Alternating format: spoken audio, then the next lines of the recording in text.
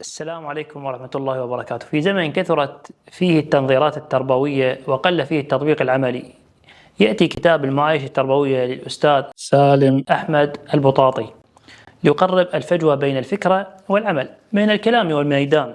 كتبه صاحبه بعد تأمل ومتابعة لميدان التربية، فاختصر فيه خلاصة تجارب وأفكار، وانتقى هو واقعي وعملي وقابل للتطبيق، مستفيدا من تجارب المربين ومقتطفا من أنفع ما كتب في هذا الباب.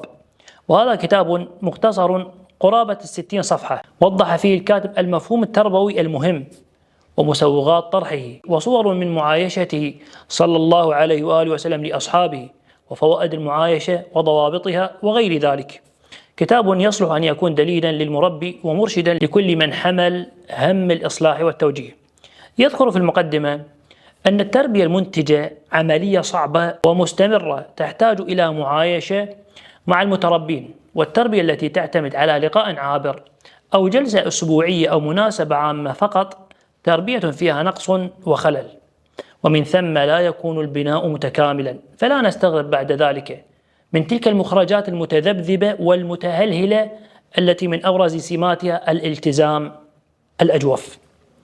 والناظر في سيرة المصطفى صلى الله عليه وآله وسلم يجد أن قضية المعايشة قضية بارزة في حياته صلى الله عليه وسلم. يؤكد هذا المعنى عبد الله بن شقيق رضي الله عنه وأرضاه عندما سأل أم المؤمنين عائشة رضي الله عنها وأرضاها: هل كان النبي صلى الله عليه وآله وسلم يصلي وهو قاعد؟ قالت: نعم، بعدما حطمه الناس.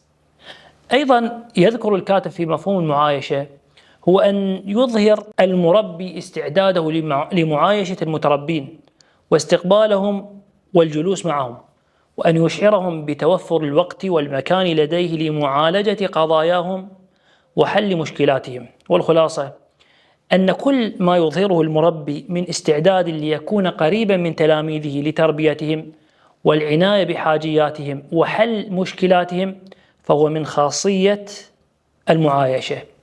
ثم يعرج الكاتب حول مسألة لماذا المعايشة في العمل التربوي، فيوضح أن من أعظم المسوغات والدوافع التي تدفعنا لتحقيق هذا المبدأ في واقعنا التربوي وتطبيقه ثقل الأمانة المنوطة بعاتق المربين. إن عظيم الموقع الذي تبوأه المربي وثقل الأمانة التي تحملها تجعله يجتهد غاية الاجتهاد في نصح من يربيهم وتوجيههم والارتقاء بهم.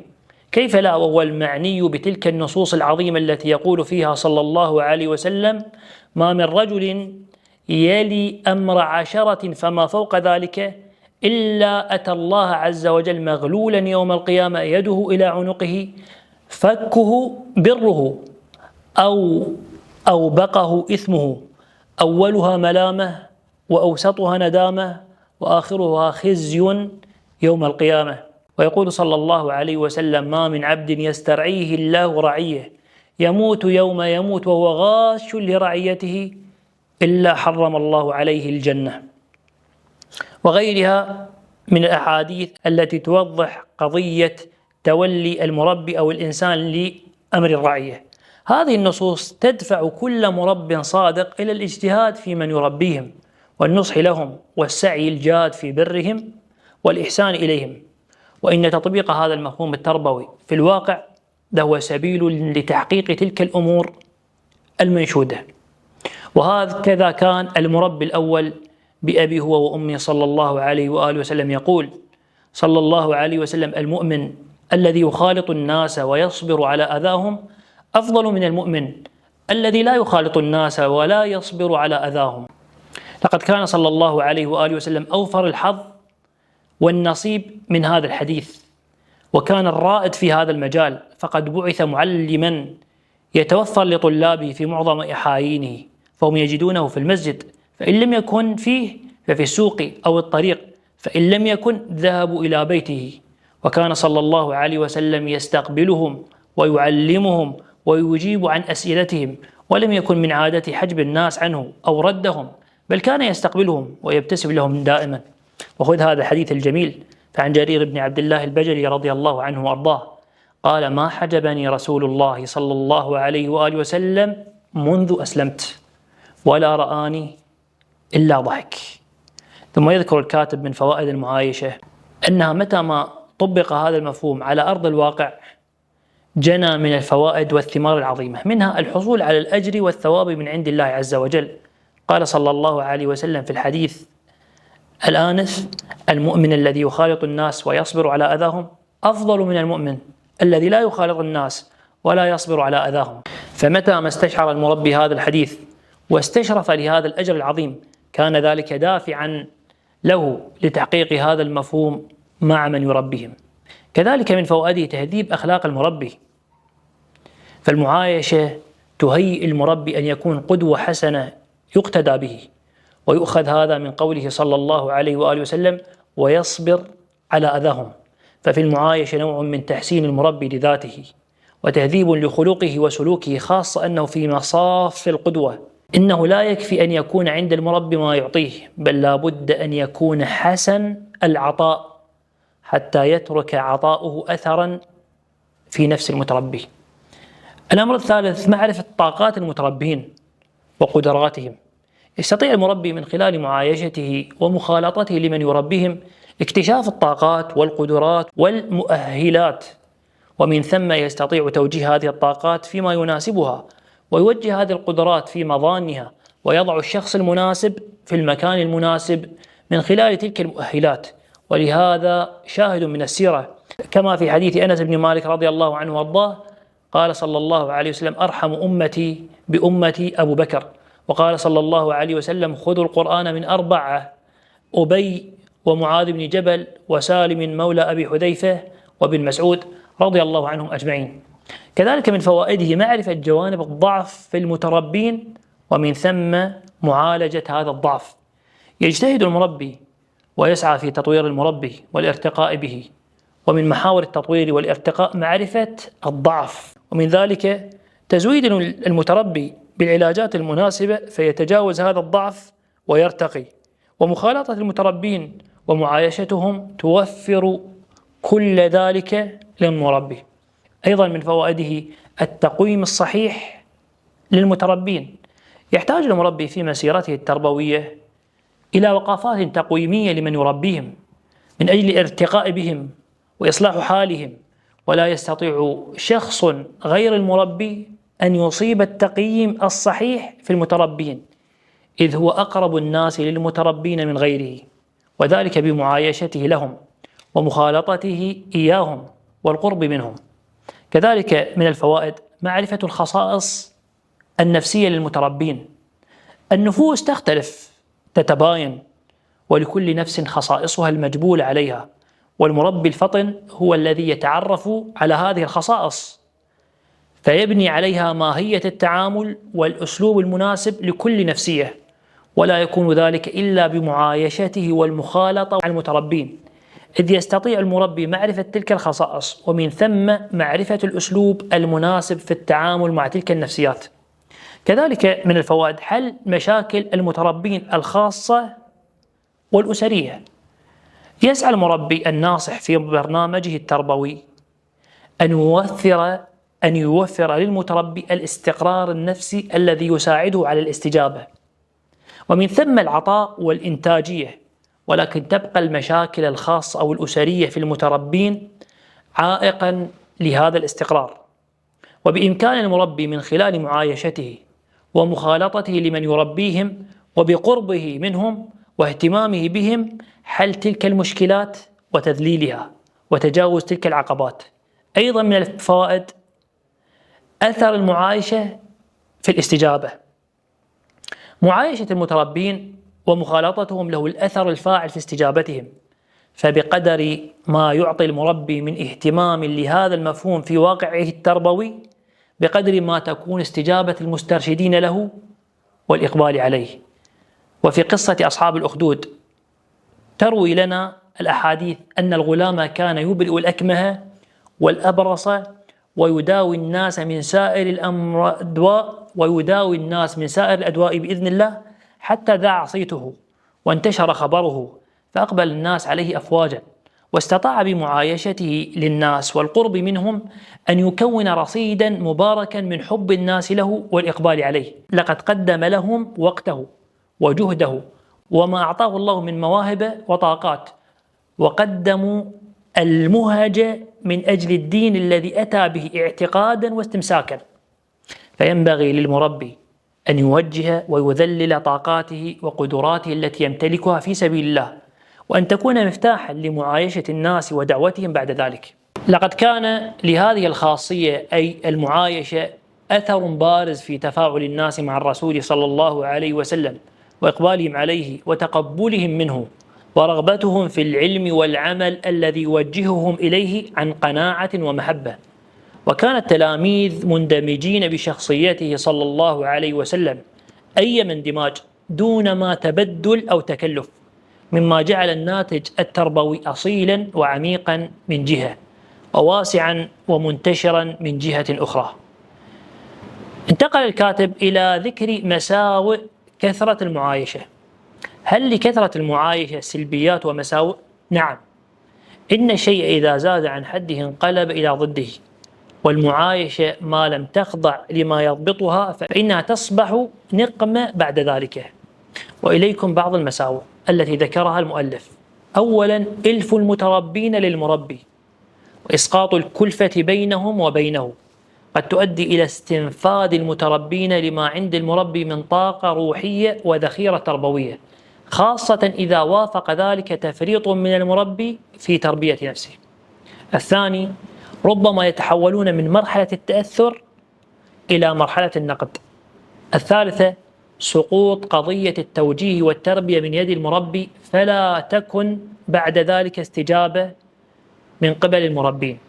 انتقل المؤلف إلى قضية ضوابط المعايشة.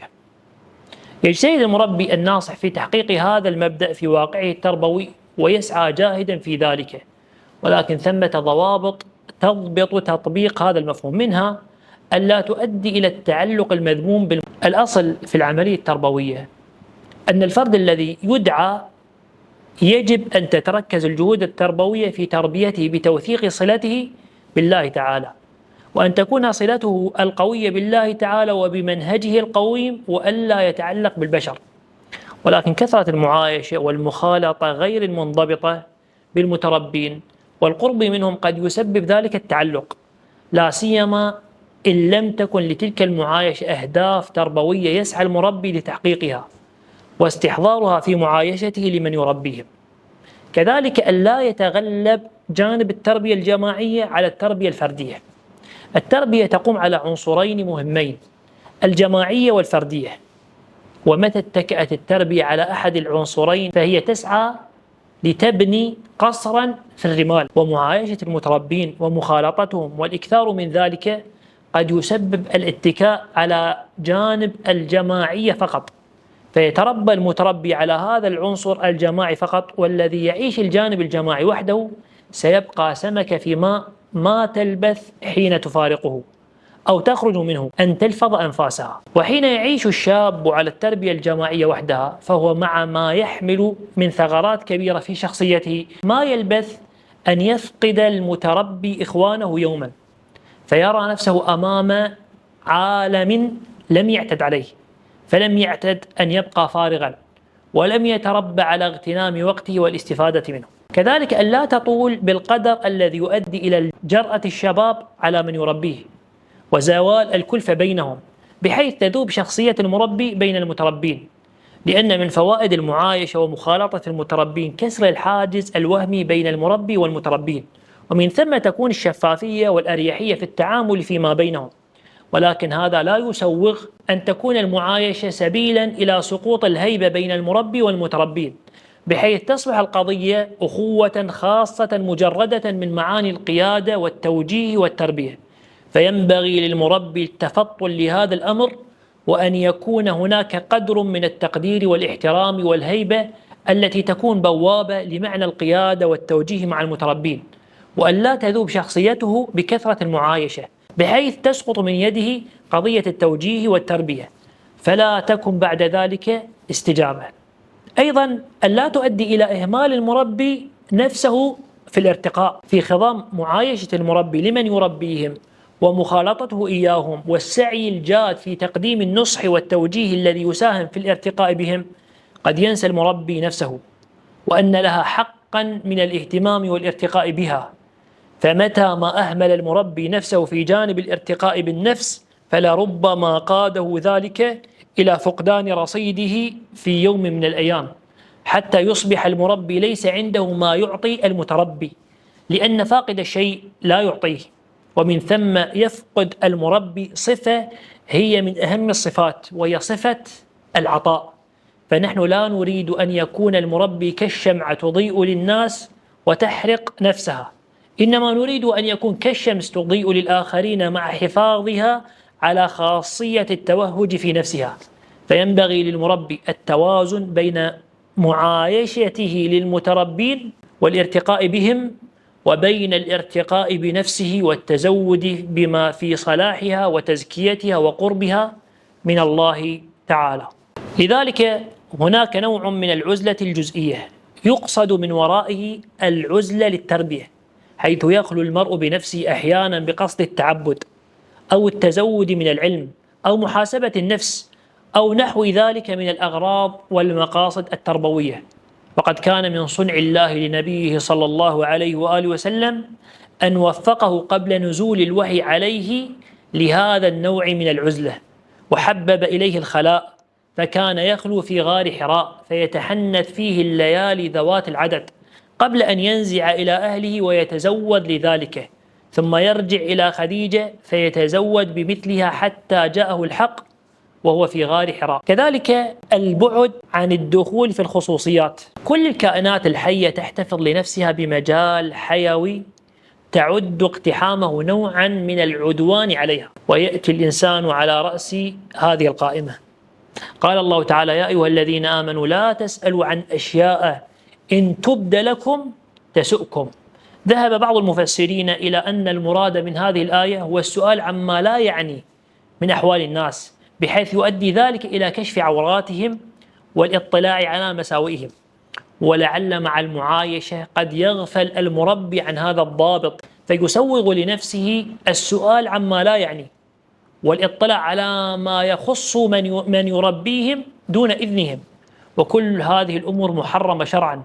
وجرأة بعض المربين على تجاوزها داخل في عموم قول الله تعالى: يا أيها الذين آمنوا اجتنبوا كثيرا من الظن إن بعض الظن إثم ولا تجسسوا ولا يغتب بعضكم بعضا أيحب أحدكم أن يأكل لحم أخيه ميتا فكرهتموه واتقوا الله إن الله تواب رحيم. كذلك أن لا يهمل الورع الشرعي الواجب، ومن ذلك ما يتعلق بصحبة ومعايشة الأمرد، فقد يخل المربي بالورع الشرعي في ذلك فيخلو به، أو يسافر معه وحده، أو يبيت معه، أو غير ذلك بمسوغ المعايشة، وهي أمور قد ينشأ عنها نتائج غير محمودة.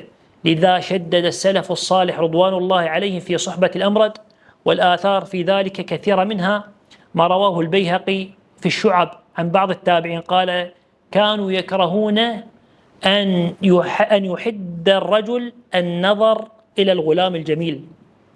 وكذلك ما روي عن بعض التابعين قال: ما أنا بأخوف على الشاب الناسك من 7 ضار من الغلام الأمرد يقعد إليه. ثم ذكر صاحب الكتاب قضية مهمة في توجيه كلام السلف رضي الله عنهم، أنه غدت اليوم صحبة المربين لهؤلاء الأحداث ضرورة ملحة، ولا يسوغ أن يهملوا أو ينهى المربون عن صحبتهم بحجة الورع.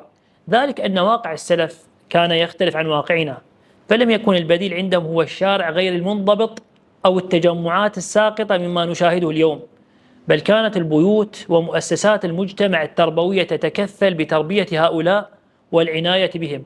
أما الآن فالبديل لصحبة المربين لهؤلاء هو أن يصحبهم شياطين الإنس المفسدين. والواقع شاهد بأن كثيرا من هؤلاء حين ابتعدوا عن الميادين الصالحة انزلقوا في طرق الفساد. مع القول بالحاجة لصحبة المربين للأحداث، تبقى هذه النصوص عن السلف لها قيمتها واحترامها، فعلى المربي أن يراعي ضوابط مهمة في ذلك، منها عدم الخلوة أو السفر مع الأمرد لوحده ومراعاة المبيت، غير ذلك مما يتعلق بهذه القضية. كذلك من الضوابط في المعايشة ألا تؤدي إلى إشغال المتربي معظم وقته، فلا بد من ترك قدر من وقت الفراغ يعوده فيه على استغلال الوقت في تربية ذاته، ويتيح له فرصة الاعتناء بدراسته وارتباطاته الاجتماعية.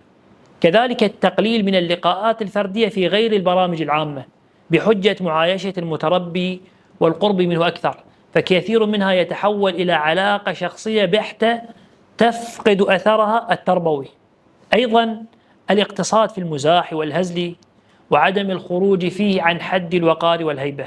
ثم ذكر المؤلف قضية المربي بين المعايشة والعزلة القلبية، وقد نقل فيها أن هناك عزلة قلبية التي يقصد بها أن المؤمن الملتزم بالمنهج الصحيح وإن خالط الناس وعاشرهم ببدنه فإنه مزايل لهم بعلمه وقلبه، وقلبه مفارق ما هم عليه من التعلق بالبدع أو الولع بالدنيا أو اتباع الهوى، ساع لنقلهم عما هم فيه إلى حيث السلامة والأمان.